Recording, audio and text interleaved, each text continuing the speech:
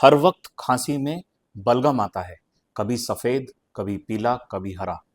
24 घंटे में आधे गिलास से ज्यादा भर जाता है। कहीं बैठ नहीं सकता, इतना ऑकवर्ड फील होता है कि बस खांसी करो और बलगम को इकट्ठा करो। आखिरकार परेशानी क्या है? तो चलिए इस ब्रोंकिक्टेसिस बीमारी को आज मैं आपको इस एक्सरे के माध्यम से समझाता हूँ। बड़ा क्लासिकल एक्सरे है। अब आप इस एक्सरे की फाइंडिंग को देखें तो ये लेफ्ट लंग है जो काफ़ी डैमेज हो चुका है, सिर्फ ऊपर वाला लंग थोड़ा सा बचा है। तो अगर हम इसमें देखें तो आप देख सकते हैं बहुत सारे सिस्ट आपको नजर आएंगे।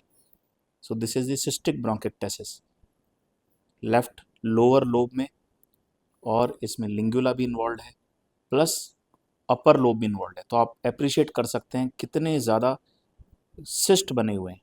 So this is cystic bronchiectasis. और लेफ्ट लोअर लोब कोलैप्स है, आप इसको अप्रिशिएट नहीं कर सकते। ट्रकिया सेम साइड पे शिफ्ट हो रही है। अगर हम यहाँ पर देखें तो ये अपाइकल कैप आपको नजर आएगी। प्लस आप स्पाइन को देखिए, स्पाइन का कर्वेचर हो चुका है, थोड़ा सा स्पाइन टेढ़ी हो चुकी है just because of chronic process. और अगर हम राइट लंग को देखें तो राइट लंग काफ़ी हाइपर इन्फ्लेट कर गया है, इसको हम कंपनसेटरी हाइपर इन्फ्लेशन बोलते हैं। तो जब फेफड़े के अंदर इतने सारे गड्ढे बन जाएं तो क्या होता है, इसमें बार बार बलगम बनता है, और इसी को हम बोलते हैं ब्रोंकिक्टेसिस। ब्रोंकिक्टेसिस मेन लक्षण बार बार बलगम आना। अगर इन्फेक्शन है तो पीले और हरे रंग का बलगम आना, कई बार इसमें खून भी आता है। तो उसका ट्रीटमेंट क्या है? ट्रीटमेंट अब जैसा कि आप देख सकते हैं कि लेफ्ट साइड का लंग काफ़ी डैमेज हो चुका है। तो हमें क्या करना है? सबसे पहला, इस बात को समझने की ज़रूरत है कि ये पार्ट ठीक नहीं होगा। हमें क्या करना है?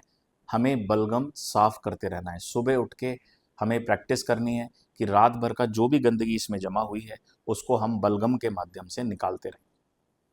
तो हमें म्यूकोलाइटिक की ज़रूरत है, ब्रोंकोडायलेटर की ज़रूरत है, और एक्सरसाइज जो चेस्ट फिजियोथेरेपी है सबसे बड़ा इसमें रोल प्ले करती है।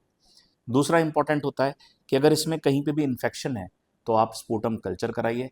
जो भी कीड़ा है एज पर सेंसिटिविटी उस एंटीबायोटिक से उसका इलाज कराइए। बहुत सारे लोग इसमें टीबी की दवाई खाते हैं।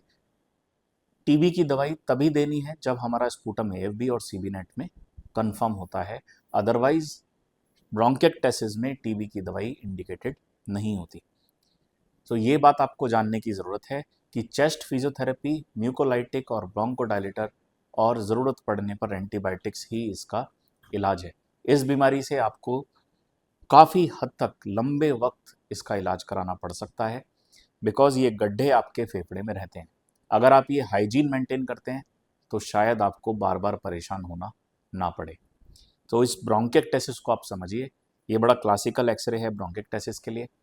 और अगर आप इस बात को समझ पाते हैं, ये स्टेप्स फॉलो करते हैं, इम्यूनाइजेशन करवाते हैं इन्फ्लुएंजा और न्यूमोकोकल का, तो आपकी ज़िंदगी काफ़ी हद तक बेहतर हो सकती है। So thank you so much. ऐसी वीडियोस के लिए आप मेरे साथ बने रहिए, मेरे चैनल को फॉलो और सब्सक्राइब करते रहिए।